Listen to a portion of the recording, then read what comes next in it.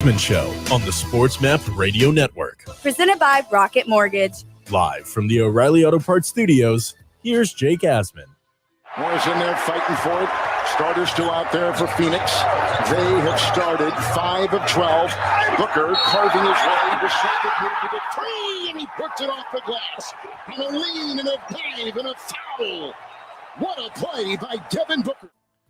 I guess we shouldn't have been surprised when you saw Anthony Davis officially not playing last night. Needless to say, though, this was a beatdown. This was domination. You just heard one of Devin Booker's 30-something points last night as the Phoenix Suns beat the Lakers 115-85, the final score. This game was over really at halftime when the Lakers were down 30. But if you watch the beginning of this game, I mean, you had the Lakers just come out and just not have enough firepower for the Suns. We talked about this game yesterday, and we said, well, if the Lakers are going to win without AD, LeBron needs one of those special games. He needs one of those games where, he goes all, Cavs, Pistons, 2007 on us. Or, Game 6 in Boston. Or, Game 1 of the NBA Finals without Kyrie and Kevin Love a couple of years ago. Like, you needed one of those games. Instead, LeBron just did not bring it aggressively early in this game. It looked like he was complacent a little bit. And the Suns were just better. And the question I have is this. Should we even be surprised? Without AD, you look at the roster the Lakers have. They're not as good as the team that won the championship last year. We kind of just laughed at losing Dwight Howard and Rajon Rondo and whatnot, but those guys knew their role. They fit their role really well on that team, and it all kind of blended together. And this year, LeBron being a year older, ankle, I'm sure, not at 100%, although I'm not going to use that as an excuse because you just use injuries as an excuse. It's part of it. And no AD, we probably shouldn't have been surprised that the Suns did what they did last night. I think we need to start talking about this series more from a Suns angle than a Lakers angle. The Suns are the better team. Now, the great equalizer would be AD plays and LeBron's LeBron, and maybe the lack of overall talent the Lakers have in comparison to Phoenix evens out. But you watch the Suns, they look like every bit as good as their number 2 seed in the West says they are. The only concern you had last night was when Chris Paul got hurt in the third quarter. And you're thinking, oh, God, here we go again. His team's about to go up 3-2, and he's going to get hurt. Where have I seen this before? Rockets fans. So that was your big concern. But it looks like Chris Paul is going to be okay. We'll hear from Monty Williams in just a second here. But last night, I mean, this game was over, and I kind of thank the Lakers for playing so poorly and the Suns for dominating because I was able to just flip on the NBA TV for Damian Lillard versus Jokic and watch the end of that game that went to double overtime. Because this game between the Suns and the Lakers was over the second the Suns went on that 16-0 run. I mean, this was a beatdown. It was the largest halftime deficit for a LeBron James team in his playoff career. I mean, the Lakers were outscored 32-10 in the second quarter. I mentioned that 16-0 run in the first quarter. That was it. That was the game.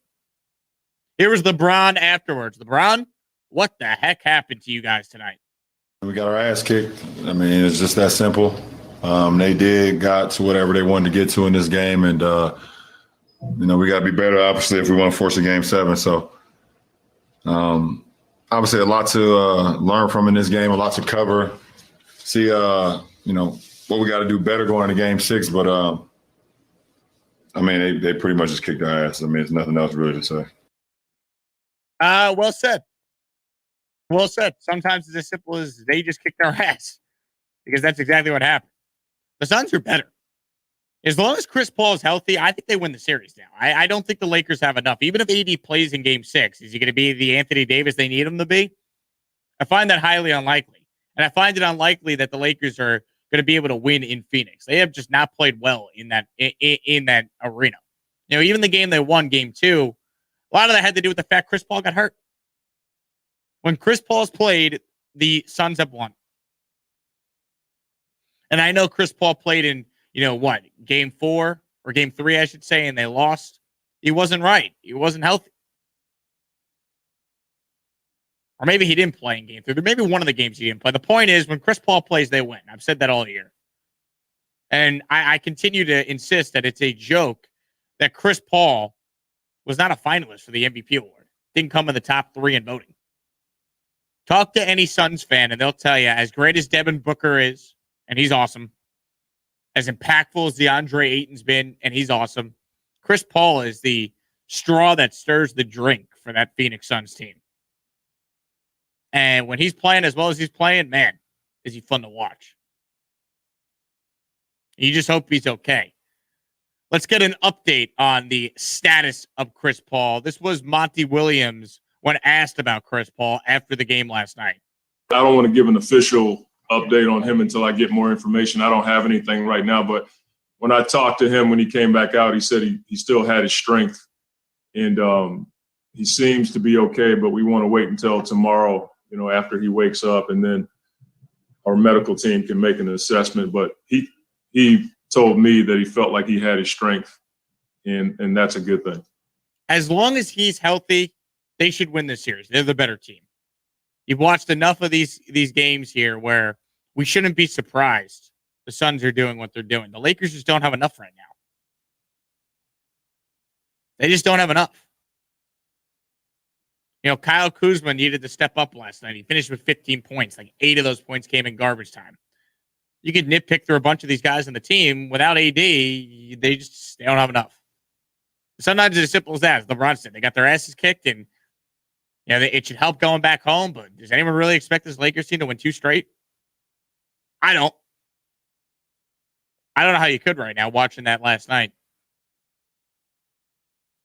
And because of the Suns dominating, we all got to watch, Dame Time do what he did last night. How much fun was that? 55 points for Damian Lillard. One of the great performances you'll ever see.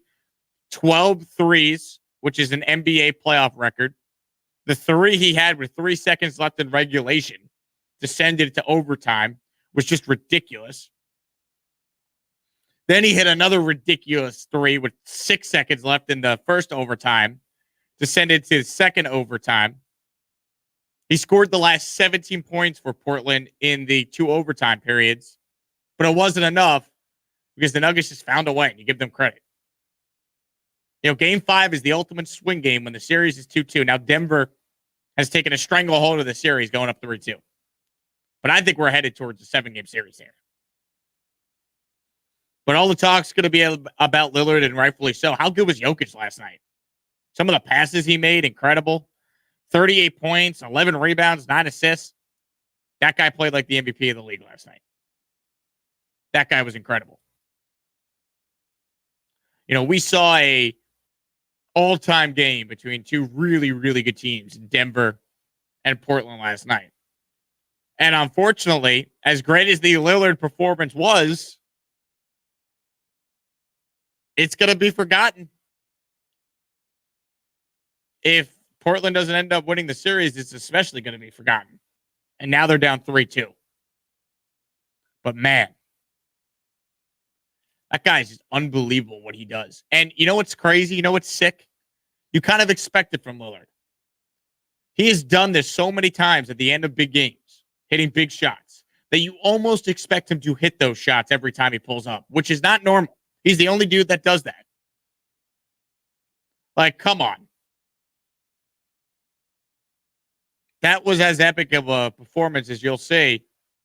He scored or assisted on 80 points. That's tied for the most in a playoff game in NBA history. Damian Lillard, 55 points. The rest of the Blazers, 85. Man, just couldn't get the win because they kind of ran out of steam there.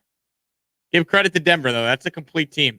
And by the way, when I watch Austin Rivers play for Denver, it's amazing to me that no one wanted him. This guy was out of the league for about a month after the Knicks traded him to the Thunder.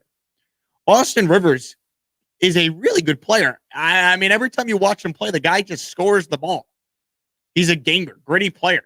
Plays 47 minutes last night, 18 points, 4 of 8 from 3, 7 assists.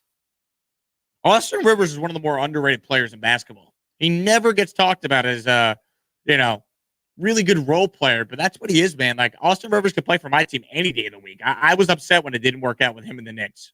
Knicks could really use him right now. You don't think the Knicks could use another guy that could get them into their offense and get a bucket? But last night, he's helping Denver get a 3-2 series lead. And then finally, a quick thought on the Nets, because let's be honest here. No one should be surprised they beat the Celtics. I gave credit to Boston for even winning a game in the series. I thought they were getting swept after they got pummeled in games 1 and 2. Tatum gave them a moment to steal a game 3 in Boston. But the Nets are just so much better. They passed their first test, but now we really get to see what they're all about when they face a Bucks team that dominated the Heat in 4 games. You know, last night, Kyrie, 25 points, KD, 24, Harden, 34, 10 and 10. But this is what you expect from the Nets.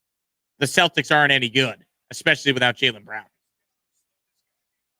Now, the real fun gets going here with the Nets and the Bucks. That's a series, if you're a basketball fan, you got to be pumped for. You got to be excited about. Because that's going to be an epic one. Overall, though, last night about the Suns, to me, more than the Lakers. Lakers just don't have enough. And Phoenix right now just looks like the better team.